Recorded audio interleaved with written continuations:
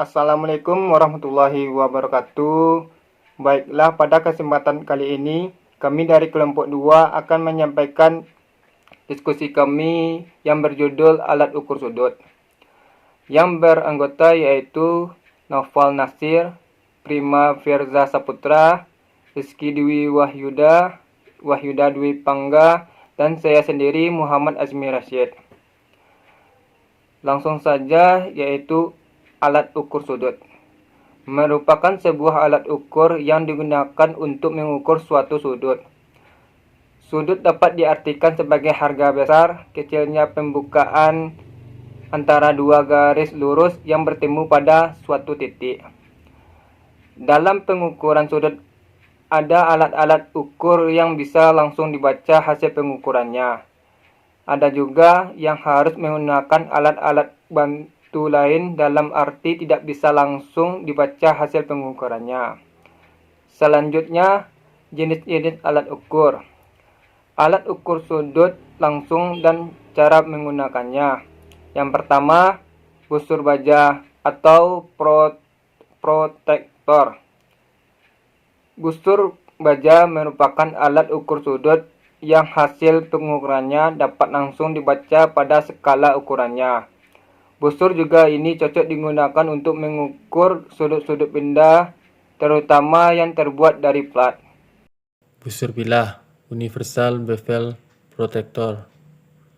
Alat ukur sudut ini penggunaannya lebih luas daripada busur baja, menunjukkan sebuah busur bilah. Dari gambar tersebut nampak bahwa bagian-bagian dari busur bilah adalah piringan skala utama. Skala Nonius Vernier, bilah utama, badan atau landasan, kunci Nonius dan kunci bilah. Skala utama mempunyai tingkat kecermatan hanya 1 derajat. Dengan bantuan skala Nonius, maka busur bilah ini mempunyai ketelitian sampai 5 menit. Kunci Nonius digunakan untuk menyetel skala Nonius dan kunci bilah digunakan untuk mengunci bilah utama dengan piringan skala utama. Proyektor bentuk profil proyektor. Proyektor bentuk merupakan alat ukur yang prinsip kerjanya menggunakan sistem optis dan mekanis untuk pengukuran benda ukur yang bersudut. Dapat dilakukan dengan dua cara, yaitu dengan menggunakan layar yang berskala dan dengan memutar meja di mana skala sudut berada. Bila yang digunakan layar berskala, maka yang dibaca hasil pengukurannya adalah skala yang ada pada layar. Sebaliknya, bila yang digunakan untuk mengukur sudut adalah dengan memutar meja rotary table, maka hasil pengukurannya dapat dibaca pada skala sudut yang diletakkan di atas meja putar tersebut. Baiklah, saya akan melanjutkan alat ukur sudut yang tidak langsung. Pelingkup sudut. Konstruksi dari pelingkup sudut terdiri dari beberapa bilah yang disusun sedemikian rupa sehingga dalam penggunaannya dapat disesuaikan dengan bentuk dari benda ukur. Pengukuran sudut dengan pelengkap sudut tidak bisa diketahui secara langsung besarnya sudut yang diukur, melainkan harus dicek dulu dengan busur baja atau busur bilah. Oleh karena itu, sebelum dicek dengan busur baja atau busur bilah, maka kedudukan dari masing-masing bilah dari pelingkup sudut harus dikeraskan atau dikunci dulu dengan penguncinya agar posisinya tidak berubah waktu diambil dari benda ukur. Hal ini dilakukan untuk menghindari terjadinya kesalahan pengukuran sudut. Blok sudut atau angle gauge. Ada pengukuran linear yang tidak sudah dibicarakan tentang blok ukur, yaitu geoblok. Pada pengukuran sudut secara tidak langsung pun ada alat-alat ukur yang berupa balok meja, yaitu yang disebut dengan blok sudut. Blok sudut biasanya mempunyai ukuran panjang kurang lebih 75 mm dan lebarnya biasanya 16 mm.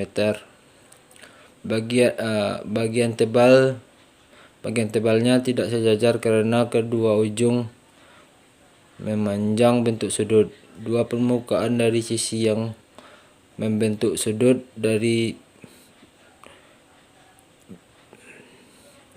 dua permukaan dari sisi yang berbentuk sudut tadi mempunyai bentuk yang rata halus sehingga memungkinkan dapat dilekatkan dengan permukaan blok sudut lainnya. Berikut ini sebuah contoh penyusunan blok sudut dan cara pengecek benda ukur dengan blok sudut yang sudah disusun. Misalnya akan dibentuk sudut 36 derajat dan 26 derajat.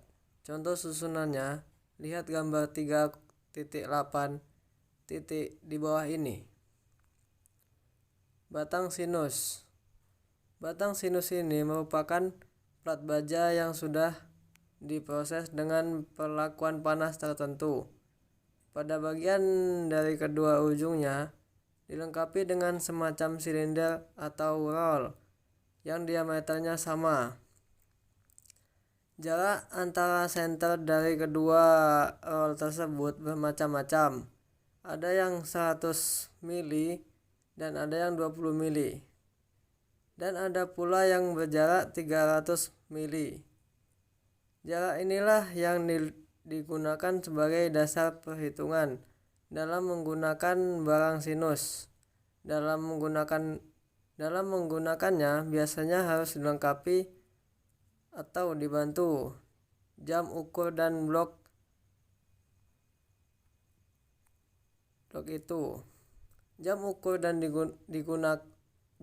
digunakan untuk mengecek kedataran permukaan benda ukur, sedangkan blok ukur digunakan untuk sebagai landasan guna membuat permukaan benda ukur menjadi di atas sejajar dengan meja tempat pengukuran. Untuk pengukuran sudut selanjutnya dapat kita gunakan sinter sinus. Sinter sinus bertujuan untuk mengukur poros-poros yang berbentuk tirus atau konis. Kalau poros yang berbentuk tirus atau konis, maka pengukuran sudutnya kurang tepat kalau dilakukan dengan batang sinus. Karena batang sinus sangat cocok untuk mengukur batang yang berbentuk balok.